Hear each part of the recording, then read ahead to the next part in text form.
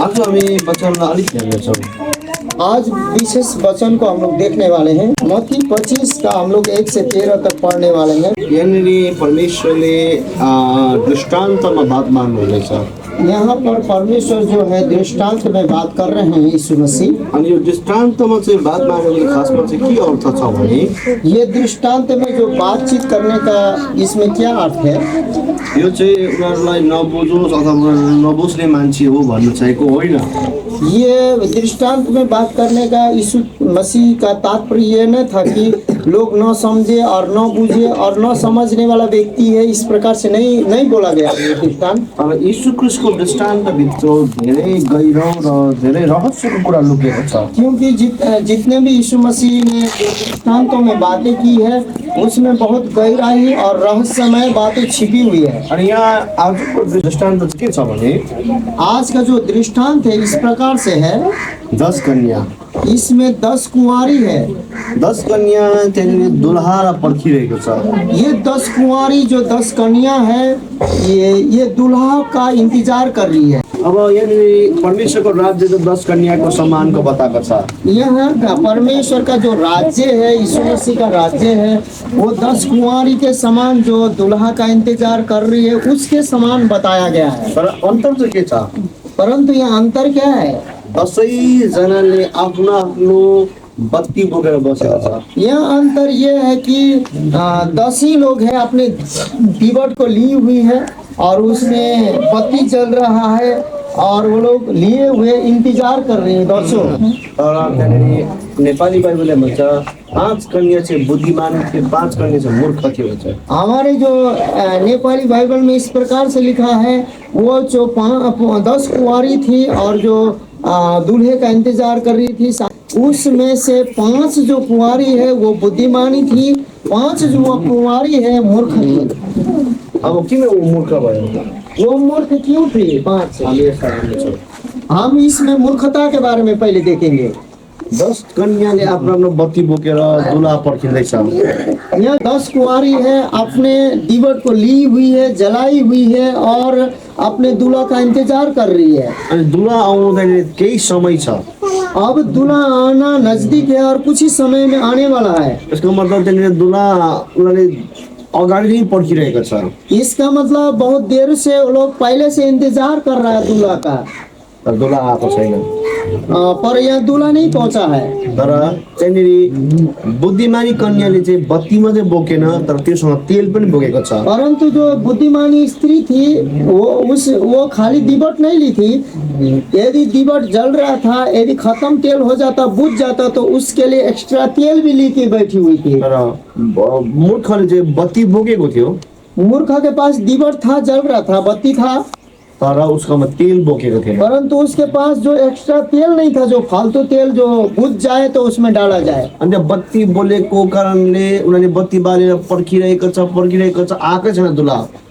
यहाँ पर बत्ती जलाते हुए इंतजार किया जा रहा है। दूल्हा अभी नहीं पहुंचा है, दूल्हा नहीं आया है। अनि त्यो बत्ती बालेर पर्खेको कारणले बत्ती सकेर त्यहाँनिर अब त्यहाँनिर देउ निप्न लागेको छ। यहाँ पर जो दीवट है जलाते इंतजार करते यहाँ ऐसा हो रहा है कि तेल खत्म होने वाला है और बत्ती बुझने वाला है। अनि उनीहरू त्यो कन्यालाई मागेको छ। और वो अब बुझने का समय हो गया। दीवट का जो है तेल कम होने के कारण कम जल रहा था। उसी समय वो मूर्ख स्त्री लोगों ने क्या किया, मूर्ख कुंवारी जो दुल्हन ने क्या किया कि जो बुद्धिमानी से यहाँ पर तेल मांगा है। अनि त्यो बुद्धिमानी भन्छ यो तेल त दियो भने न तिमीलाई पुग्छ न हामीलाई पुग्छ, बरु तिमी दोकानमा किन्न जाऊ, त्यहाँबाट तेल लिएर आऊ भन्छ। नहीं बहन लोग, इस तेल को मैं नहीं दे सकती क्योंकि तुमको दिया जाए तो न तो हमें पूरा होगा न तुम्हें पूरा होगा, इसलिए यह ऐसा भला होगा कि हमारा तेल तुम्हें नहीं मिलेगा, तुम जाके दुकानदार से खरीद के लाओ। दोकानबाट उसले तेल ल्याउँदा नल्याउँदा वो लोग दुकान में तेल खरीदने जाती है, लेकिन तेल लाकर लौटते न लौटते एउटा घोषणा भएको छ। वहाँ पर तुरंत एक आवाज आई है, एक घोषणा हुआ है। दुल्हा आयो। वहाँ पर आवाज एक आई है कि दूल्हा पहुँच गया है, दूल्हा आ गया है। जसले पर्ख्यो दुल्हाले भेट्यो उनीलाई, जो इंतजार कर रही थी एक्स्ट्रा तेल लेकर, जो दूल्हा आते ही दूल्हा के सम्मुख थी, दूल्हा ने उसको, तब दुला भेट्यो उसलाई। वो दूल्हा आकर वो 5 कुंवारी को मिला, 5 कुंवारी से मिला। अनि प्रत्येक दुलाले आफ्नो आफ्नो बेहुलीलाई लिएर गएको छ। यहाँ पर जो प्रत्येक जो दूल्हा थे 500 कुंवारी को अपने अपने दुल्हन को उन्होंने लेकर चला गया। अनि त्यहाँनिर त्यो मूर्ख स्त्रीले जो तेल लिएर आएको छ, मूर्ख दुलहीले, परंतु वो मूर्ख जो 5 कुंवारी है जो दुल्हन बन रही है, वो भी तेल लेके आती है बाद में। दैलो ढर्चकाएको छ। उसके बाद में आके जो दरवाजा है, जो 5 कुंवारी जो दूल्हा के साथ प्रवेश किए, उस दरवाजा को उन्होंने ढकढकाया है, खटखटाया है, तर खोलिएको छैन। परंतु वहाँ दरवाजा नहीं खुला। अनि एकपल्ट जो यहाँ प्रवेश हुन्छ, प्रवेश भइसक्यो। एक बार यहाँ पर जो प्रवेश हुआ है और हो चुका है। अनि एकपल्ट दैलो बन्द भएपछि बन्द भयो। एक बार जब दरवाजा बंद होता है तो बंद हो जाता है, त्यसको बादमा खोलिँदैन। उसके बाद नहीं खुलता है। अब सक्यो, अब खत्म। अन्तमा भनेको छ उसके अंत में कहा गया है, जागा रह, यहाँ पर कहा गया है कि जागते रहो, तयार बस। उसके बाद तैयार रहो। कति बेला उहाँको समय आउँछ तिमीलाई याद यहाँ छ? पर कहा गया अंतिम में कब उसका समय आएगा, यहोवा परमेश्वर का समय आएगा, तुम नहीं जानते हो। यो चाहिँ हामीले बुझ्नु पर्छ। अब ये बातों को अब हमें समझना है। यो के हो? ये क्या है खास? रहस्यको कुरा छ यहाँ। यहाँ बहुत बड़ा रहस्य छिपा हुआ है। दुलोही 500 जना मात्र होइन, तर 10 जना नै दुलही हो। ये 5 ही कुंवारी दुल्हन नहीं थी, ये 10 कुंवारी दुल्हन थी। बुद्धिमानी पनि दुलही नै थियो।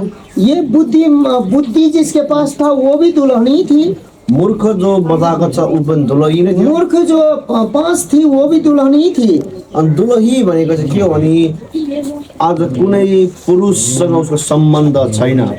ये दुल्ही का मतलब, कुंवारी का मतलब ये है कि वो किसी पुरुष से शारीरिक संबंध में अभी तक नहीं गई है। अनि उसले आफ्नो कुंवारीपन बचाएर आफ्नो लोग्नेलाई त्यो कुंवारीपन दिन तयार छ। अब वो जो कुंवारी है, जो दुल्हन है, वो अपने कुंवारीपन को, अपने दुल्ही पवित्र जो है कुंवारीपन को बचाकर अब वो कुंवारीपन को अपने दूल्हा के हाथों में समर्पण करने जा रही है। तयार छ। वो तैयार है समर्पण करने के लिए। तर दुःख लाग्दो कुरो, परंतु यहाँ दुख भरी बात है, 5 कन्या मात्रै लग्यो। परंतु 5 ही दुल्हन जो है चली गई दूल्हे के साथ। किन? क्यों? 10 को बत्ती थियो। क्योंकि बत्ती तो 10 ही लोगों के में जल रहा था। अनि 10 जना फेरि दुलही पनि हो। फिर 10 ही लोग ऐसे ही सज धस के बैठी हुई थी। अनि कन्या पनि थियो। और वो 10 कुंवारी थी, उसमें कोई डाउट नहीं था, वो भी कुंवारी थी। चोखो, वो भी एकदम पवित्र, मतलब शुद्ध कुंवारी। कुनै पुरुषसँग उनीहरूको मिलन छैन। क्योंकि 10 लोगों ने किसी पुरुष के साथ फिजिकल संबंध नहीं किया था। चोखो छ, वो शुद्ध है। तर किन 5 जना लग्यो, 5 जना छोड्यो? परंतु क्यों 5 चली गई, 5 यहीं रह गई? 5 जनाले चाहिँ थप्ने तेल बोकेको थियो। 5 जो बुद्धिमानी थी, वो जो उसको घटते ही उसमें तेल भरने के लिए, तेल उसने दिबट में भरने के लिए एक्स्ट्रा तेल रखा था। र अर्कोमा चाहिँ बत्ती त बोल्दैछ, तर जति त्यो बत्ती बोल्दा तेल सकेको थियो उनकोमा थप्ने तेल थिएन। परंतु जो मूर्ख जो थी उनके पास एक्स्ट्रा तेल नहीं था, जो जल रहा था उतने में वो निर्भर थी, जलते रहे। अनि सकेपछि जाँदा तेल किन्न जाँदा त समस्या भयो। तो यहाँ पर जब खत्म हुआ तो वो यहाँ समस्या कहाँ खड़ी हुई? जब यहाँ तेल खत्म हुआ, जब वो लोग तेल खरीदने के लिए जब दुकान गए, उस समय समस्या पैदा हुआ। समस्या चाहिँ ठुलो केही पनि थिएन। यहाँ पर बड़ा समस्या कुछ भी नहीं था, खाली तेल शब्दले किन्नु जाँदाखेरि चाहिँ समस्या भयो। क्योंकि जब तेल खत्म हुआ तो ये जब तेल खरीदने के लिए चली गई, उसी में समस्या पैदा हुआ। सँगै पर्खेको 10 जनाले, वो साथ ही 10 लोग साथ इंतजार कर रही थी। सँगै कन्यापन उनको, सारा पवित्र शुद्ध कन्या थी सब। अनि सबैजना आज देवबत्ती भएको नै हो, वो दीवट 10 ही लोगों के पास दीवट भी था। तर फरक चाहिँ तेल सकेर तेल किन्नु जाँदाखेरि मात्रै भएको। पर अंतर यह है कि उसमें दिक्कत यहाँ आई कि वो लोग दुकान गए तेल खरीदने के लिए। यसले के बनाउँछ? ये जो तेल खरीदने गए, ये इससे क्या समझ देता है हमें? यो 5-10 कन्या चाहिँ मण्डली बनाउँछ।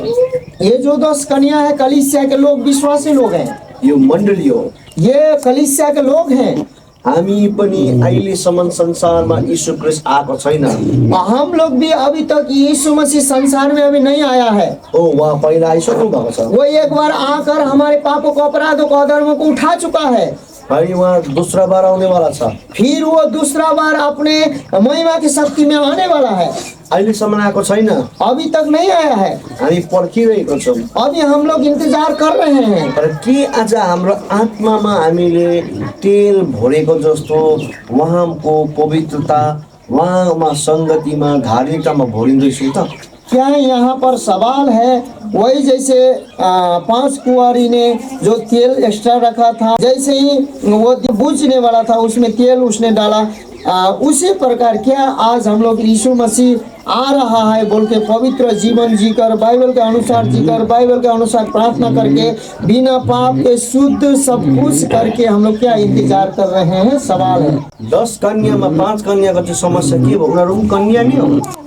10 कन्या के अंदर में 5 जो कुंवारी थी, वो लोग भी कुंवारी थी, ये भी कुंवारी थी, लेकिन क्या हुआ? उनीहरूले तेल चाहिँ थप्नु पाएन। बस वो लोग, यही उन लोगों का काम बिगड़ा, वहाँ पर बिगड़ा कि वो लोग ज्यादा तेल रखना भूल गई और उसमें दीवट में तेल डालना समय में तेल डाल नहीं पाई। तपाईँ आज प्रभुलाई ग्रहण गरेर बप्तिस्मा लिएर आफ्नो पाप धोइमा तपाईँ हो दोहोरी भन्नुभएको छ।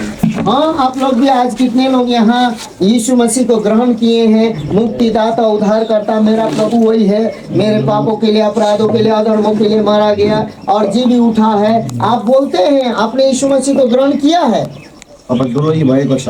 आप उसे ग्रहण करके आप दुल्हन के समान पवित्र आत्मा से सजे हैं।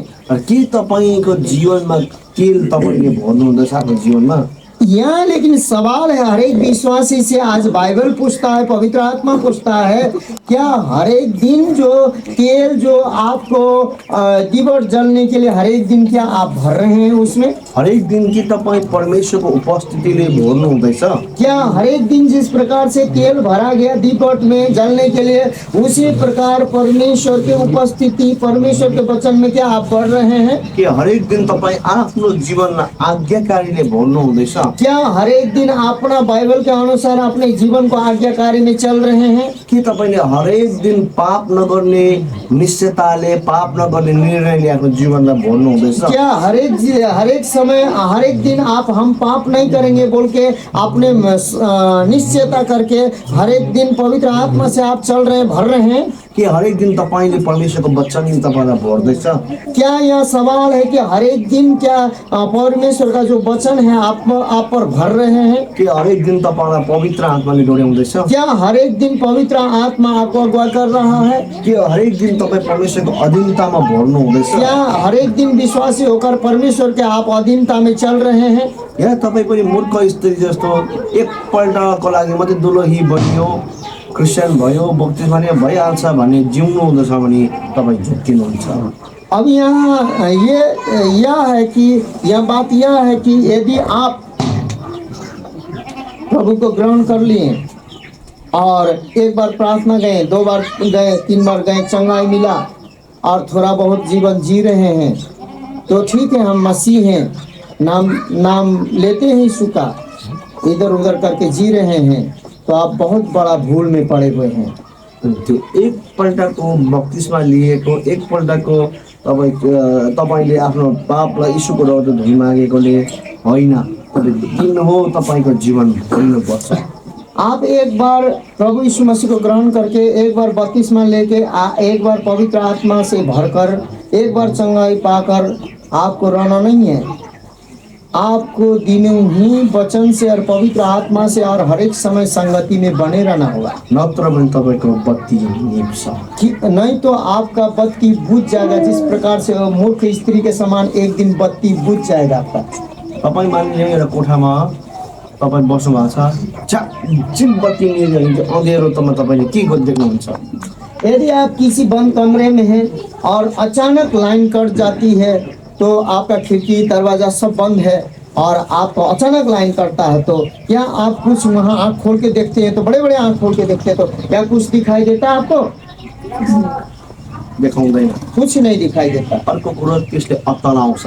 क्योंकि दूसरी बात, पहले बात दिखाई नहीं देगा, दूसरी बात उसमें आप घबरा जाएंगे। तेस्रो कुरो तपाईँलाई सास फेर्नु पनि साह्रो पर्छ। और तीसरा बात जो आपको सांस लेने में भी थोड़ा किसी को प्रॉब्लम और दिक्कत भी होगा। त्यसले तपाईँलाई लक्ष्यहीन पनि बनाउँछ। वो चौथा बात है कि उससे आप लक्ष्य से भटक भी सकते हैं। आज कतै तपाईँको जीवनमा पनि त्यो 5 मूर्ख कन्या जस्तो बत्ती त निभेको छैन कि? यह प्रश्न है आपसे, पवित्र आत्मा पूछता है, मेरे विश्वासी भाइयों बहनों, क्या उसी 5 कुंवारी जो मूर्ख थी उसी के जैसा क्या एक बार बत्ती तो जल रहा है, 2 बार तेल आपके पास है या नहीं है? आज मसीह होने के नाते आपसे पवित्र आत्मा पूछता है। त्यो बत्ती निभ्यो भने तपाईँ अन्धकारमा छ। यदि वो बत्ती बुझ जाता है तो आपका दूल्हा साथी छूट जाएगा और आप बत्ती बुझने के बाद आप खुद दूल्हा के पास तो क्या जाएंगे, लेकिन आप अपने मार्गों में भी भटक जाएंगे। तपाईँ लक्ष्यहीन बनिन्छ। आप पूरी रीति से लक्ष्यहीन हो जाएंगे। तपाईँले केही देख्नै सक्दैन। आप कुछ भी दिखाई नहीं देगा, खुद का मार्ग भी आप दिख नहीं पाएंगे भयभीत भएर जिउरहेको। और आप भयभीत होकर जिएंगे कि कहाँ जाऊं, क्या करूं, क्या न करूं। आज दुःख लाग्दो धेरै चर्चमा धेरै विश्वासीको बत्ती निभेको छ। आज दुख की बात है कि बहुत से कलीसिया, बहुत से मंडली का विश्वासी का बत्ती बुझ चुका है, अन्धकारमा छ। वो अंधकार में है। देख्दाखेरि सबै कुरो देख्छौँ, देखने में तो सब कुछ दिखाई देता ठीक ठाक जैसा, तर आत्मामा वो अन्धकारमा छ। वो आत्मा में पूरी रीति से अंधेरा के जीवन, अंधकार के जीवन जी रहा है। पापको अन्धकारमा छ, पाप के अंधकार में है, व्यभिचारको अन्धकार, बेविचार के अंधकार में है, तन्त्र मन्त्रको तंत्र अन्धकारमा छ, मंत्र का अंधकार में है, भूत आत्माको सताउको भूत अन्धकारमा, आत्मा सता रहा है, वो भूत आत्मा के कब्जे में है, अनुचित सम्बन्धको अन्धकार, अनुचित संबंध के अंधकार में है, गरिबीको अन्धकार, गरीबी के बंधन में एकदम बंधे हुए हैं, दुःख र कष्टको अन्धकार और दुख खत्म नहीं होता, एक दूसरे दुख में प्रवेश करते हैं, ऐसा परेशानी झेल रहे हैं। किन? क्यों?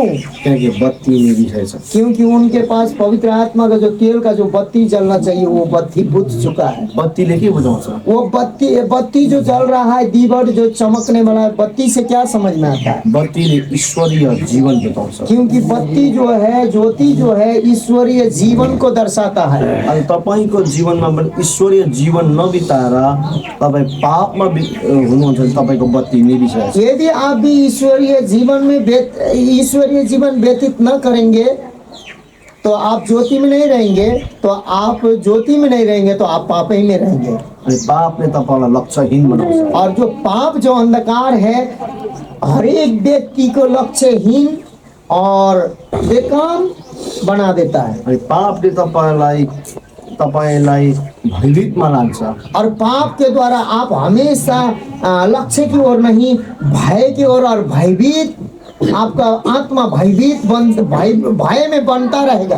अनि पापले तपाईँलाई आफूलाई नै निसासिने ठाउँमा लान्छ। और पाप ऐसा चीज है कि आपको जो भी कुछ करने चाहे वो सफलता न होकर निराशा और अपने आप में एक बेचैनी और एक घबराहट में बनाए रखेगा। त्यो मूर्ख स्त्री बजार गएको छ। यहाँ पर जो मूर्ख स्त्री है वो बाजार गई है, दोकान गएको छ, वो दुकान गई है। बजारले के बुझाउँछ? वो बाजार और दुकान जो मार्केट है उससे क्या समझ देता है? सबैको त्यहाँनिर आँखाले भ्याउने सामान सब कुरो छ। वहाँ पर जो भी आँख से आपको दिखाई देता है वो आँख की अभिलाषा है। बाजार का मतलब आँख का अभिलाषा है। अनि बजार चाहिँ पैसा छ भने सबै कुरो किन्न सक्छ। बाजार में जो पैसा रुपया है तो आप सब कुछ ले सकते हैं। एउटा कुरो हाम्रो मसीहहरू मेन कहाँनिर चुक्दैछ भने संसारको लोभ लालचमा चुकिरहेको छ। यहाँ मसीह विश्वासी लोग कहाँ पर चुक गए हैं? मात्र केवल इसी में चुके गए हैं कि संसार के अभिलाषा में वो देख रहे हैं कि बाजार में अपने आंखों को लगा दी हैं, अभिलाषा में चुक गए हैं। आज तपाईँ कतिजना अभिलाषामा होला? आप कितने अभिलाषा लोभ में हो सकते हैं? यो कुरोबाट फर्केर आउनु। परमेश्वर पवित्र आत्मा कहता है कि इससे आप लौट आओ। आज तपाईँकोमा पैसाको लोभ लालच, लेनदेनको कुराहरू, पैसामा ईमानदारी छैन भने ईमानदारी बस्नुहोस्। यदि आपको लगता है कि डाउट लगता है कि मैं पैसा रुपया में ईमानदार नहीं हूँ और इसमें ज्यादा लोभ कर रहा हूँ, काम सफल नहीं हो रहा है, बिगड़ रहा है, तो आप उससे निकल आने का आदेश दे रहा है पवित्र आत्मा। यहाँबाट निस्किनुहोस्। उसमें से निकल आइए। अब अचानक दुल्हा आइपुग्यो। अब यहाँ पर अचानक दूल्हा जो है, आवाज आया कि दूल्हा आ गया। सँगै पर्खेको सुरुमा, और शुरू में साथ ही बैठ के एक ही मंडप में 10 थी, लानु चाहिँ 5 रौँ मात्रै लग्यो। परंतु बस 5 दूल्हा के सामने आई और 5 चली गई दूल्हा के साथ। अनि किन उनीहरूकोमा तेल थियो? क्योंकि उनके पास एक्स्ट्रा तेल था। अनि उनीहरूले तेल भरि नै रहेको थियो। वो और जो दीवट कम होने लगता था, वो लोग तुरंत अपना तेल वो दीवट में भरती थी। तपाईँलाई के लाग्छ आज मण्डलीमा तपाईँको 100 जना 200 जना छ, सबै 200 जना स्वर्ग जान्छ? क्या आज मंडली कलीसिया में 200 को देखते हैं, 100 को देखते हैं या 800 को देखते हैं, क्या सब कोई स्वर्ग चला जाएगा? अनि यो भिडमा पनि सबै स्वर्ग जाँदैन। ये चंद भीड़ है, जो 2-4 को भीड़ है, इसमें भी सब स्वर्ग नहीं जाएंगे। त्यो स्वर्ग जान्छ जसले आफ्नो बत्ती भरिने बत्ती। क्योंकि जो वही स्वर्ग पहुंचेंगे जो अपने बत्ती में दीवट में तेल डालते रहेंगे। आफ्नो बत्ती अन्तिम समय बालिरहन्छ। जो कोई अपना दीवट को अंतिम तक जलाए रहेगा, त्यो मात्र स्वर्ग जान्छ। वही केवल स्वर्ग जाएगा। त्यो तेल पवित्रताले भर्नुपर्छ। वो तेल का मतलब है कि पवित्रता से भरते हुए चलना है, भरे हुए आज्ञाकारिताले भर्नुपर्छ। वो आज्ञाकारिता से भरे हुए हमारा जीवन होना चाहिए, मसीहत जीवन। वचनको आधारमा चल्ने जीवन। वो वचन के अनुसार और वचन को आदर से, ये वचन सिर्फ किताब का बुक का नहीं, फिर पढ़ दिए हो गया, इसको आदर करना चाहिए। जब त्यो दुलाले लिएर गएको छ, जब हम देखते हैं कि वो 5 कन्या को अपना दूल्हे लोग ले गए, तर त्योभन्दा अगाडि एउटा तपाईँले घटना चाहिँ याद गर्नुहोस्। परंतु उससे पहले एक घटना याद कीजिए। त्यो 5वटा बुद्धिमानीलाई जब मूर्खले तेल माग्यो, जब 5 जो बुद्धिमानी थी, मूर्ख लोग उसको तेल मांगने लगी। यो के भन्छ, यो तेलले न तिमीलाई पुग्छ न मलाई पुग्छ, म दिन सक्दिनँ, तिमी जाऊ भनेछ। यहाँ पर क्या हुआ कि सुनो, तुमको ये तेल देंगे तो न मुझे पुरेगा न तुझे पुरेगा, इसलिए तुम जाके बाजार से खरीद लो। उसले हेल्प गर्न सकेको छैन। वहाँ पर उसने हेल्प नहीं किया है। ओहो बहिनीहरू, हामीसँगै बसेको बहिनी बिचारा माया लाग्यो, दिउँ भनेको छैन। वो मेरे भाई बहन, तू तो मेरे साथी मेरे बहन, तू तो मेरे साथ ही उठती बैठती है और एक ही साथ सगाई में है, बेचारा तुम्हारा तेल कम गया, लो ठीक है तुम्हारा मैं सहायता करती हूँ, लो डाल लो, ऐसा वो नहीं बोली है। अहो तिम्रो पनि दुला आउँदैछ, ला तिम्रो दुलाले तिमीलाई छोड्छ, ला हामी हेल्प गर्छौँ भन्दैन। हाँ, आज तो तेरा भी तो दूल्हा आ रहा है। हाँ, कहीं ऐसा नहीं कि तेरा दूल्हा तुझे छोड़ दे, इसलिए खुशी की बात है, तुझे हम लोग सहायता करते हैं क्योंकि तू भी दूल्हा के साथ जा, ऐसे वहाँ नहीं कही है। यो तेलले न तिमीलाई पुग्छ न मलाई पुग्छ। वहाँ पर ऐसा नहीं कहा है। वो 5 कुंवारी ने, दुल्हन ने, उन्होंने कहा है ये तेल जो है न तो आपको पुरेगा न तो मुझे पुरेगा, इसीलिए तुम मार्केट में जाओ। हेल्प गर्न सकेन, वहाँ सहायता नहीं किए। उसले त्यो 5 मूर्खलाई दुलासँग भेटाउन सकेन। अब वो हेल्प करके जो मूर्ख थी, जो 5 मूर्ख थी, वो सहायता करके दूल्हा से मिलवा नहीं पाई। हामी यहाँ कसैलाई जबरजस्ती तानेर प्रार्थनामा आऊ सङ्गति गर्नुपर्छ भनेर हो, त्यो गर्नुपर्छ, तर जबरजस्ती तपाईँलाई हामी कसैले स्वर्ग लान सक्दैनौँ। हाँ, अभी जब तक पृथ्वी में है, प्रार्थना में चलो, चंगा होगा, ऐसे करो वैसे करो, हम लोग बोल सकते हैं, वो करना चाहिए। लेकिन एक मेरे प्रिय भाई बहन, आप लोग कान खोल के सुन लीजिए और हृदय में बैठा लीजिए। हम लोग किसी को मसीह में चल, मसीह में जीवन है, मसीह में मार्ग है बोल बोल के चंगाई होगा, ये कर वो कर बोल के हम लोग किसी को भी स्वर्ग नहीं ले जा सकते, त्यसरी बुद्धिमानीले मूर्खलाई विवाहमा लान सकेन। क्योंकि बुद्धिमानी लोग जो थी मूर्ख लोगों को अपने दुल्हा के पास विवाह के अंदर में विवाह के मंडप में प्रवेश नहीं करवा पाई। त्यस्तै प्रकारले यहाँनिर तपाईँले कसैले कसैलाई स्वर्ग लान सक्नुहुन्छ। उसी प्रकार से हम लोग किसी को जबरदस्ती कर करके स्वर्ग नहीं ले जा सकते। अनि स्वर्ग जान हो भने चाहिँ हामी आफ्नो हातमा छ, हाम्रो बत्ती हामी आफै बाल्नु पर्छ। क्योंकि स्वर्ग हमें प्रवेश करना है, यीशु मसीह के साथ जो विश्वास बना के रख के प्रवेश करना है, तो खुद हमारा खुद विश्वास परमेश्वर के संबंध में, अपने परमेश्वर के साथ संबंध रखे, खुद अपना तेल अपने दीवट में भरते हुए हमें अकेला इंतजार करना होगा। अनि त्यहाँनिर दुला आएको छ, यहाँ पर दूल्हा पहुंच गया अनि बेहुली लिएर गएको छ, और यहाँ दुल्हन चली गई दूल्हा के साथ। दैलो बन्द भएको छ, उसके बाद दरवाजा बंद हो गया। फर्केर आए तिनीहरू, उसके बाद दरवाजा बंद होते जो 5 मूर्ख कन्या थी वो लौट आई। टटकाएको छ। उसके बाद खटखटाने लगी। अनि भनिएको छ एकपल्ट बन्द भएपछि अब खोलिँदैन। वहाँ पर आवाज आया है, एक बार जब बंद होता है तो दोबारा खुलने का कोई चांस नहीं। अन्त भन्छ जागा रह, सचेत रह। उसके बाद में वहाँ पर कहा गया है कि पहले तो बोला है कि तुम जागे रहना, दूसरे में बोला है कि सचेत रहना, का मतलब जहाँ हो उस विश्वास में वहीं पर खड़े रहना। जागा रह, सचेत रह भन्छ। वहाँ पर बोला गया है कि जागा रहा और सचेत रहा। मानिलिउँ, मान लीजिए यो बाहिर यो कोठा चाहिँ डल्लै बन्द छ। यो कोठा अब मान लीजिए ये चारों तरफ से मान लीजिए पैक है, बंद है, दीवार है, यहाँभित्र त सुरक्षा छ, यहाँ तो सुरक्षा है। तर दरवाजाको बाहिर चाहिँ मानिलिउँ बाघ आयो। अब मान लीजिए ये पूरा चारों तरफ पैक है, यहाँ सामने दरवाजा है और दरवाजे के बाहर मान लीजिए कहीं से भटकता हुआ बाघ आ गया।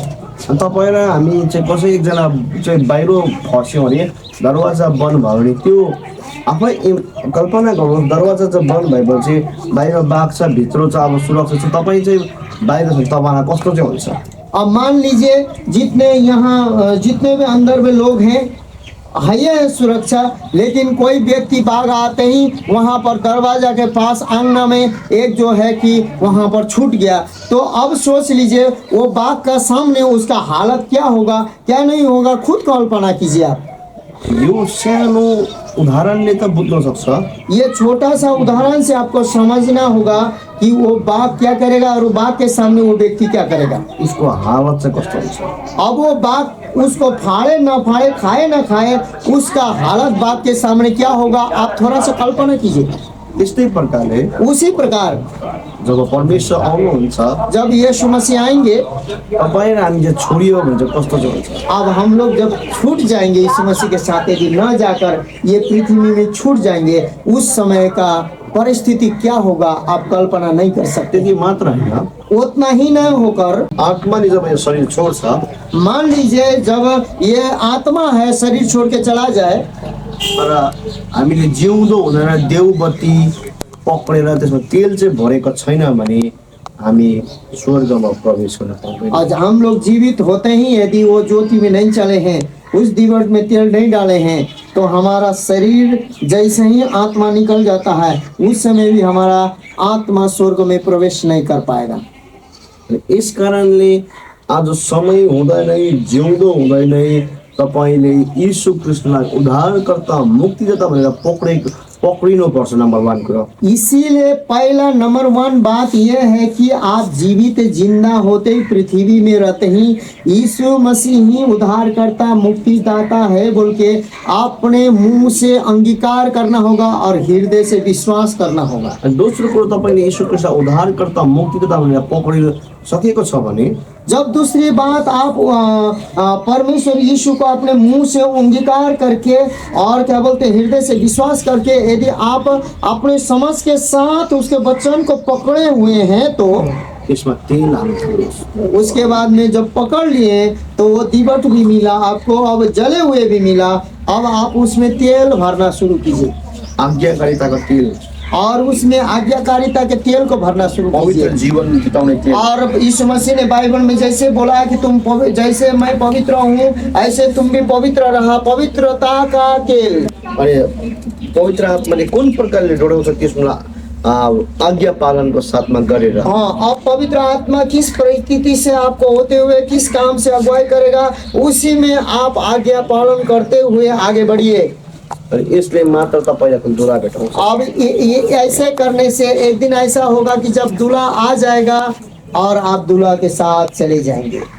अनि ल्याउँछ म। और अंतिम में एक बात जागा रह, सचेत रह भनेको छ। वहाँ पर कहा गया कि जागे रहो, सचेत रहो। समय नजिक छ। अब समय निकट है। जसरी मैले भने आत्मा शरीरबाट निस्किँदाखेरि तपाईँ दुलासँग भेट्नु भएन भने त्यो चाहिँ डरलाग्दो कुरा हो। अब यहाँ पर मैंने कहा कि जब शरीर छोड़ के आत्मा निकल जाता है तो उस समय आप दूल्हा से यदि मुलाकात न कर पाए, यदि दूल्हा के साथ जा नहीं पाए तो यहाँ बहुत खतरनाक भयानक दिक्कत होगा। दुला चाहिँ परमेश्वर अनि स्वर्गको कुरा गर्दैछ म। क्योंकि वो दूल्हा वही परमेश्वर है और वो मंडप वही स्वर्ग है जो प्रभु रहता है। जो म हामी यहाँ कुरा गर्दैछौँ, जो हम लोग बात कर रहे हैं वो दूल्हा यीशु मसीह है और वो स्वर्ग के बातें हैं जहाँ वो यीशु मसीह स्वर्ग में रहते हैं। त्यसको लागि चाहिँ तपाईँ आफै नै बुद्धिमानी बन्नुपर्छ। क्योंकि उसके लिए जो आप ही अपने आप बुद्धिमानी बनकर उसको आपको ग्रहण करना होगा। धेरैचोटि परिवारमा के छ भने यदि मेरो परिवारमा यो ठिक भयो भने, यो जाति भयो भने, यो भयो भने मात्रै म विश्वास गर्छु। मानिलिनुहोस् त्यो ठिक होस् नहोस् त्यो फाल्टै कुरा हो, तर तपाईँको जीवन चाहिँ भोलि नै सक्यो भने तपाईँ के स्वर्ग में जाने छ त।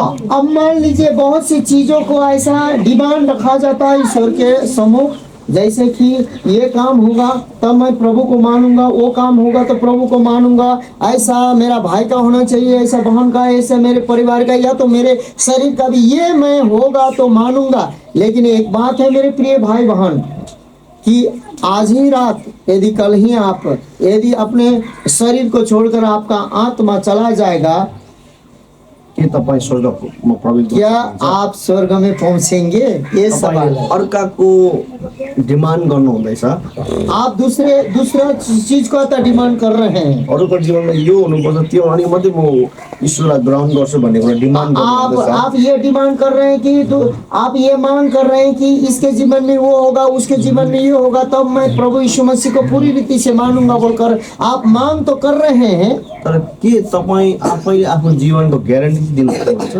अब ये तो मांग कर रहे हैं, लेकिन यहाँ सवाल है कि आज ये सवाल है कि क्या अपने आपके जीवन का गारंटी आप लोगों में से कोई दे सकता है कि मुझे यति वर्ष बाँच्छु, क्या मैं इतना बजे या इतना साल इतना बजे इतना समय ही मैं मेरा नियुक्ति है? किन सक्दैन, कोई भी दे नहीं सकता। जीवन हुँदैन हामीले दुल्हामा जाने बाटो मार्ग सत्य चाहिँ चिन्नुपर्छ।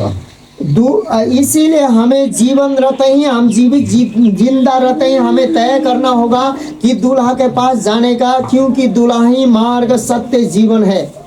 याकूब 4:14 हामी हेर्नेछौँ। याकूब 4:14 में इस प्रकार से परमेश्वर का वचन कहता है, और यहाँ नहीं जानते कि कल क्या होगा, सुन तो लो, तुम्हारा जीवन है ही क्या, तुम तो मानो उसके समान हो, थोड़ी देर से दिखाई देता है फिर लोप हो जाती है। यो भन्छ भोलि के हुन्छ तिमीलाई याद छैन। यहाँ पर कह रहा है कि कल क्या होगा, तेरो जीवन पानीको बाप जस्तो मात्रै हो। कल क्या होगा तुम्हें याद नहीं है। जीवन ही क्या है, तुम्हारा जीवन पानी का भाप के समान है। केही समय देखा पर्छ त्यो उडिहाल्छ। अभी तो दिखाई दे रहा है, लेकिन कुछ साल के बाद दिखाई नहीं देगा। केही समय मात्रै, वो कुछ समय के लिए है, भाप के समान। केही समय मात्रै, वो कुछ समय, त्यसको बाबा देखाउँदैन। उसके बाद वो दिखाई नहीं देगा। मान्छेको जीवनको ग्यारेन्टी छैन, क्योंकि मनुष्य का जीवन का गारंटी नहीं है। अहिले म छु, अभी मैं हूँ, भोलि हुन्छु हुँदिन, कल होऊंगा कि नहीं होऊंगा। म कति वर्ष बाँच्छु म ग्यारेन्टी दिन सक्दिनँ। मैं कितना साल जीऊंगा मैं गारंटी नहीं दूंगा। तपाईँ कति वर्ष बाँच्छ मलाई ग्यारेन्टी दिन सक्दैन। आप भी कितना साल बाँचेंगे गारंटी आप भी नहीं दे नहीं म सकते। आफै पनि तपाईँ कति वर्ष बाँच्छ ग्यारेन्टी दिन सक्दिनँ। मैं अपने आप को भी नहीं कह सकता हूँ कि मेरे भाई बहन मेरा साथ इतना जीना है, मैं तुम्हें गारंटी देता हूँ, मैं भी नहीं दे सकता। अनि वचन सत्य छ, ये वचन बाइबल का वचन एक एक वचन सत्य है। मानिसको जीवनको ग्यारेन्टी छैन। मनुष्य के जीवन का कोई गारंटी नहीं। अनि यो जीवन हुँदैन यीशु ख्रीष्टमा जाने मार्ग बाटो सत्य यीशु ख्रीष्ट आफै हुनुहुन्छ, यसलाई पक्रिनुहोस्। इसीलिए जीवन रहते ही यीशु में जाना, और क्योंकि मार्ग सत्य जीवन वही है, उस मार्ग में, उस सत्य में, उस जीवन में जब आप खुद पकड़ते हैं, अपने स्वेच्छा से पकड़ते हैं, तब आप दूल्हा के घर में प्रवेश करेंगे। तपाईँ यो नभनी भन्नुहोस् फल्ना चङ्गाई होस् या फल्नाको घर बन्नुहोस् या फल्नाको बिहा होस्, तब मात्रै म मसीहमा आउँछु।